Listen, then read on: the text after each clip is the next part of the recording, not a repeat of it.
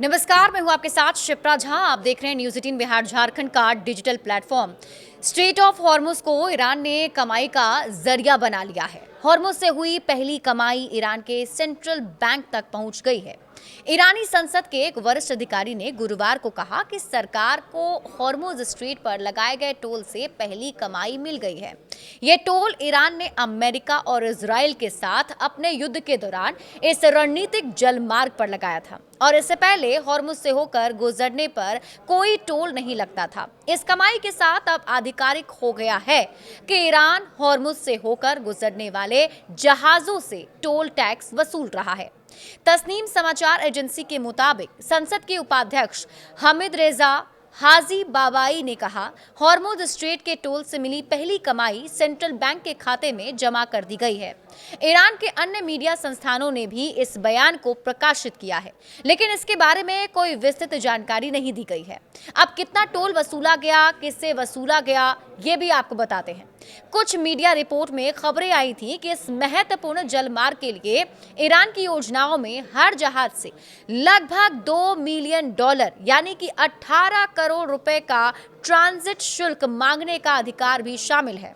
ईरानी नेता ने यह बताया नहीं कि ईरान ने किन किन जहाजों से टोल वसूला है और वसूली गई टोल की रकम कुल कितनी है।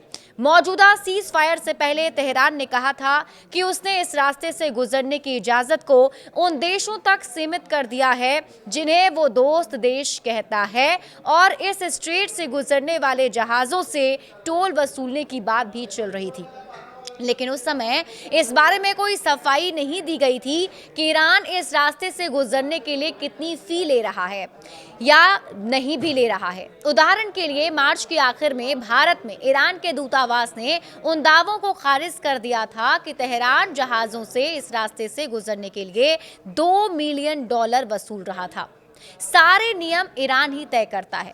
देखिए, बीबीसी के मुताबिक गुरुवार को एक और सीनियर ईरानी सांसद अली रेजा सलीमी ने तस्नीम से कहा कि मैंने भरोसेमंद सूत्रों से सुना है कि ईरान ने हॉर्मुज स्ट्रेट से गुजरने वाले जहाजों से फीस वसूली है।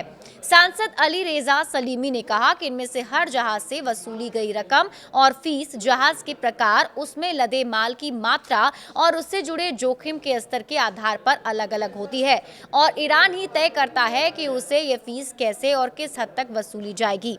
नियम ही तय करते हैं। टोल के खिलाफ है राष्ट्रपति ट्रंप। वैसे आपको बता दें कि अमेरिकी राष्ट्रपति डोनाल्ड ट्रंप ने पहले उन जहाजों को धमकी दी है जो हॉर्मुज स्ट्रेट का इस्तेमाल करने के लिए ईरान को टोल देते हैं। 12 अप्रैल को अमेरिकी राष्ट्रपति डोनाल्ड ट्रंप ने ऑनलाइन पोस्ट किया और उन्होंने अमेरिकी नौसेना को निर्देश दिया कि वे अंतर्राष्ट्रीय जल क्षेत्र में हर उस जहाज को खोजें और रोकें जिसने ईरान को कोई टोल चुकाया है। उस समय उन्होंने कहा था कि जो कोई भी गैर कानूनी टोल चुकाएगा उसे खुले समुद्र में सुरक्षित रास्ता नहीं मिलेगा। कुछ दिन पहले ट्रंप ने यह भी सुझाव दिया था कि अमेरिका और ईरान इस स्ट्रेट पर एक संयुक्त उद्यम के तौर पर शुल्क लगा सकते हैं। अमेरिकी सेनाएं अब ईरानी बंदरगाहों से आने जाने वाले जहाजों की अपनी खुद की नाकेबंदी कर रही है। हालांकि बीबीसी ने जहाजों को ट्रैक करने वाले डेटा और अन्य स्रोतों का इस्तेमाल करके ये पुष्टि की है कि जब ये नाकेबंदी लागू हुई है तब से ईरान से जुड़े कई जहाज अमेरिकी नाकेबंदी की सीमा को पार कर चुके हैं। ऐसे में अब ये जानकारी जो सामने आई है ईरान को लेकर वो काफी दिलचस्प है।